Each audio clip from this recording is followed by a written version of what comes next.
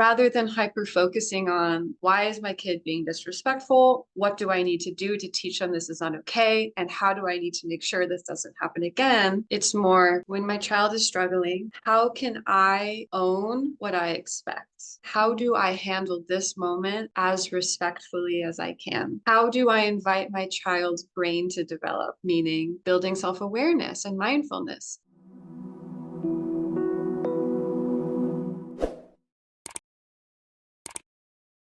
Hi, everyone. I'm Kiva Schuler, founder and CEO here at the Jai Institute for Parenting, and I'm joined by Rebecca Lyddon, who is our Director of Education. One of the things that we're here to do is shift the paradigm of parenting globally. Well, that's pretty much the thing that we're here to do by giving parents the opportunity to really explore our own emotional reactivity, our communication style, our resilience, our beliefs, why we do what we do, so that we can become the leaders that our children so desperately need us to be, given everything going on in the world. And one of the things that we butt up against is a lot of cultural conditioning, beliefs that have been instilled generation after generation after generation, that we collectively accept as truth because it's kind of how it's always been done.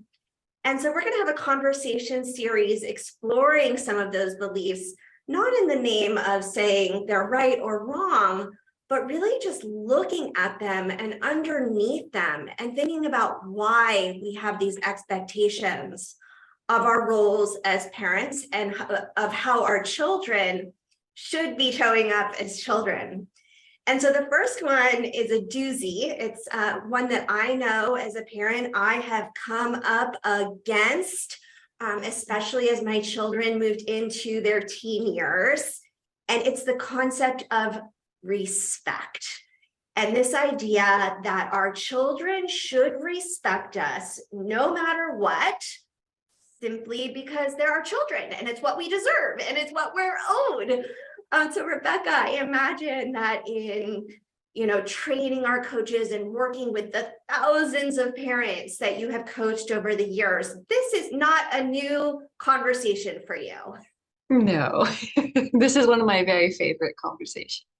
Why is it one of your favorites?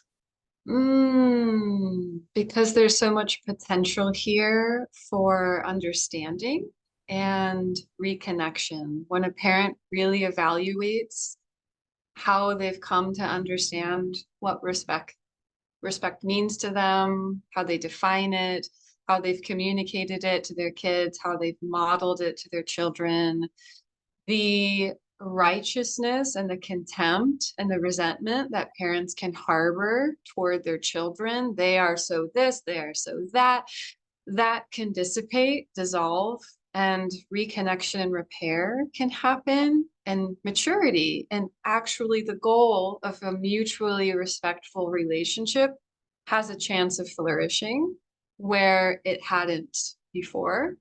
So that's really exciting. I love that. I got chills. So that we're all on the same page. If you can put yourself kind of in the, kind of the traditional, normal definition of respect, what do most people think that means? I'd say what I hear most often is perceiving respect as obedience. You do what I say because I am the elder and you are the child. And so I have inherent, like you said, deservance here to be how. I would say that people perceive respect as their children not having an opinion or a voice about what's said or requested of them. And I would also say that it's defined as a child being able to act developmentally and have the skills and the maturity beyond their capacity and then punishing the child for that. So it's very twisted and confusing.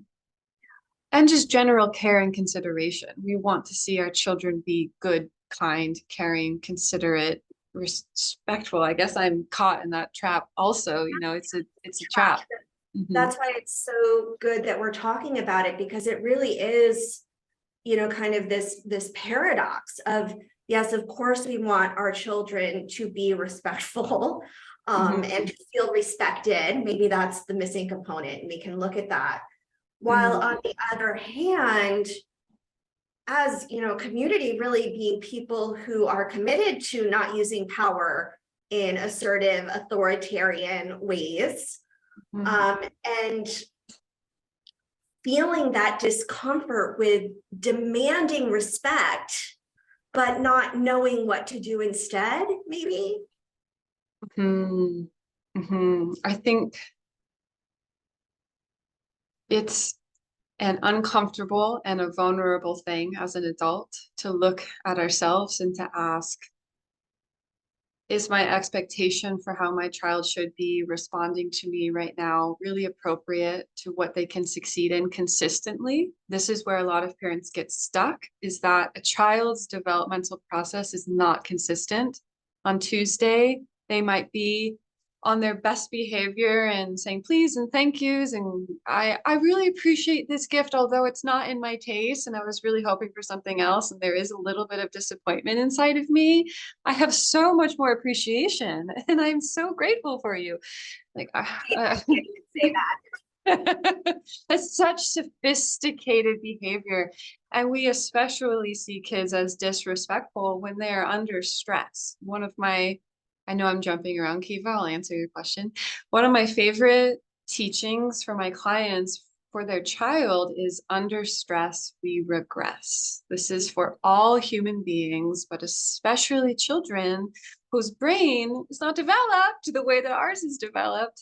When they are stressed, they're going to regress into earlier developmental mechanisms of coping, which we label as disrespectful. And then we're the victim of that moment. We're the victim of our child's experience and their behavior. And it's such a cycle of suffering that's unnecessary if we had the support to look and see within ourselves, am I expecting something developmentally appropriate? Is my child showing up as disrespect? Or is my child showing me that they're needing help? I think in general here at JAI, what I love about our work is that we are the model of this new paradigm, which is we can hold nuances. We can hold the big picture. We're not saying power over parenting bad, empowered parenting good. We're able to see the complexities and the cultural nuances and all the subtleties that make up a parent's evolution. And I'd say that with respect, we can hold many truths at a time, which is, yes, we are still here to hold a core value in our parenting and in our family, in our community of respectful speech, respectful connection, respectful boundary setting, respectful resolution of conflict. But rather than hyper focusing on why is my kid being disrespectful? What do I need to do to teach them this is not okay? And how do I need to make sure this doesn't happen again? It's more when my child is struggling, how can I own what I expect? How do I handle this moment as respectfully as I can?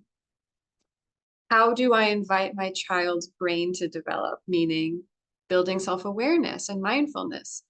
Hey, are you aware of the tone that you're using with me right now? In our home, this is considered a disrespectful tone.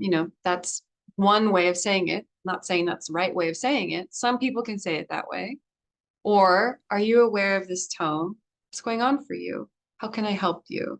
Or remember in our home, when we're sharing something we don't like, we use this language, not this language. There's hundreds So of different ways. what I hear you saying, it's really about the underlying mechanism of victimhood, right? So my child is doing this to me, causing me to feel tight, angry, Mhm. disrespected, unappreciated, Yeah. versus the frame of, ooh, that's a signal to me that there's a Yeah. conversation that needs to be had or a circumstance that needs to be explored. Yeah, it's an opportunity for me to step into my leadership because that's my job as a parent is to model my leadership to raise a self-led, sovereign, caring, compassionate, considerate, respectful human being. And I'd also say at Jai, we have a lot of compassion, Kiva, for that V word, the victim. I think it's important that we can hold that there is a lot of subjective reality in a parent's experience of being the victim because when we parent our kids under stress, we regress. We're not always the parent in that situation. So we are brought back to our own childhood experiences and we really do lose presence and we don't see our 4-year-old as a 4-year-old. We see our 4-year-old as our dad or our grandmother. It's why our work is like Mm. tying up loose ends so you get to be a leader. It's such a fulfilling, incredibly purposeful role when you feel equipped and confident and secure in it. Yeah, it's such a beautiful invitation, and I love this concept of nuance because I think sometimes people will hear us say things like, let's look at this concept of respect and Mhm. hear through perception that, you know, we should stop expecting respect from our kids, that we're somehow you know, not up to the highest standards of peaceful parenting if we still have a need to be respected in our bodies, in our wiring, in our programming.